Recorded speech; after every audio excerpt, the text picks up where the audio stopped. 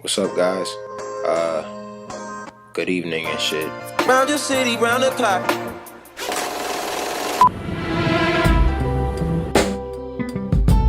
Yeah.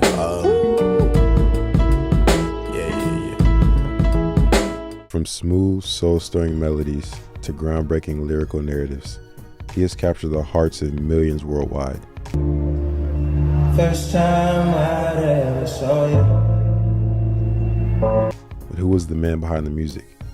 Today, we delve into the life of the reclusive king himself, Frank Ocean. Yeah, I'm probably, in a way, man of the year for reclusiveness. Exploring his humble beginnings, meteoric rise, the infamous Coachella scandal, and the love and hate relationship he has with his fans. Join us as I uncover the story of Frank Ocean's rise, fall, and everything in between. Salute, my name is Earthtone, and I'm just a jack of all trades, but a master of none.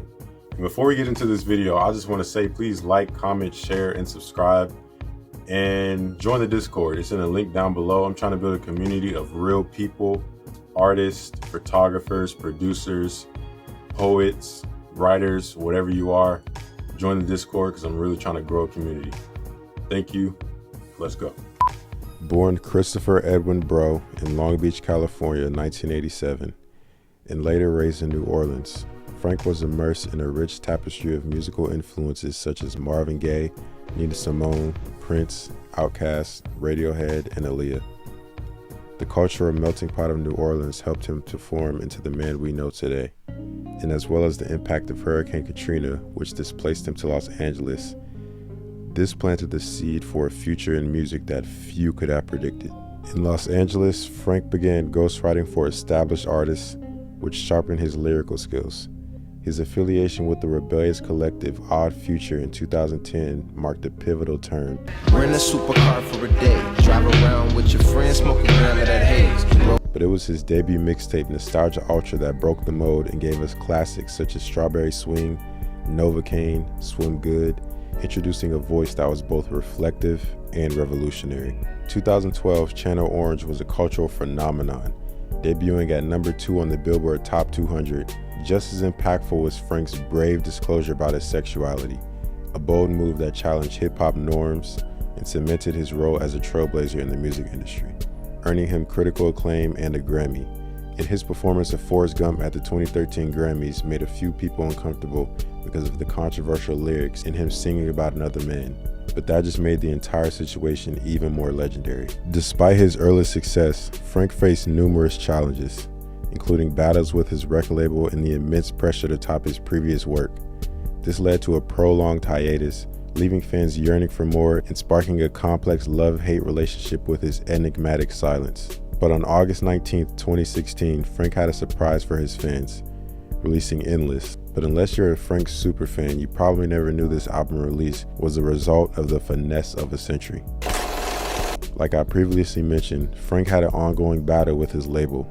Frank wanted out, so they made a deal. You give us one more album and you're free to go. Frank said, okay, and Endless was the result. And while yes, Endless is a great piece of work, it's not a complete Frank project. So the very next day after Endless, Frank dropped Blonde, giving his fans their long-awaited relief. Not one, but 2 albums, which was released independently, giving us songs like Nikes, Ivy, Pink and White, Solo, Nights, and White Ferrari. And I just want to add, Ivy and Solo, that is my shit, bro. But anyway, after the hype of Blonde died down, even though it never truly died down, because it's still one of the most impactful and streamed albums of all time, and very popular amongst Gen Z and young millennials, solidifying Frank as a legend.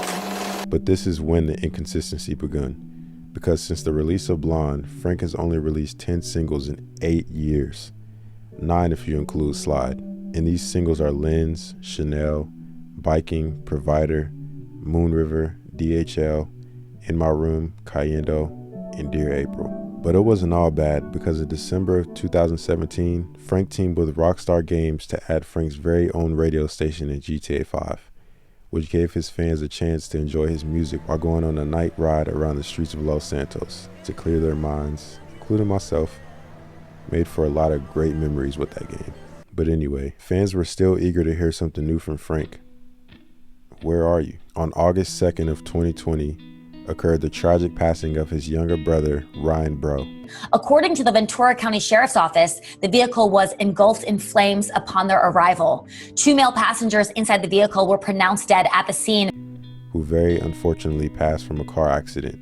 RIP. And just some side notes, and for this very reason, I give Frank a lot of grace for not releasing any new music, because I couldn't imagine going through that. The 2023 Coachella performance, highly anticipated as a major comeback, turned into a contentious moment in Frank's career. Technical issues and a divisive show style left the audience polarized and fueled rumors about his possible retreat from music, intensifying the love and hate dynamics with his fan base. And I was going to go to Coachella for Frank and Frank only, but I'm glad I didn't, because while yes, I give Frank all the grace in the world, I don't think he should have committed to something he knew he couldn't do, leaving his fans high and dry, and them wasting their funds for a very lackluster, unprofessional experience. Just my opinion. Frank Ocean's path in the music industry has been anything but ordinary. His ability to resonate with listeners, challenge social norms, and maintain an air of mystery has left an indelible mark on the cultural landscape. As speculation swirls about his future, one thing remains clear. Frank Ocean will always continue to inspire, perplex, and captivate. Whether he chooses to forge ahead with new projects or step away to redefine his artistry, Frank Ocean's journey will undoubtedly be one to watch. Don't forget to like and subscribe for more insights into the lives of your favorite artists, and share your thoughts on Frank Ocean's legacy in the comments below. Until next time, salute. Hey Chris, your name is Frank now. It's a long story. Your girlfriend is about to break up with you because of the long distance. It's okay. And that job you're working, well, you're gonna have to work there for another year and some months. And then you're going to get fired. You're going to work for a couple more jobs after that too. Nothing glamorous, Kinko's and AT&T if you really want the specifics. But you're never going to be homeless or starving. Don't worry, you won't fail and have to move back to New Orleans either. You're going to get your heart broken though. Twice if it helps. First one is going to be worse than the second. Contrary to how it feels, it won't kill you. In fact, it's going to help you write an album. Yeah, you finally finished an album. People like it, man. You're actually going to write and record hundreds of songs. They won't all be good, and most people won't think you're talented at first. But you're going to master your gifts. You're going to become a lot stronger and wiser, even a little taller. Be patient. You kind of have no choice. And be good to people. I don't want to spoil too much for you, but you're on a plane right now to the East Coast to work with Kanye West and Jay-Z. It's all working out, kid. You made it.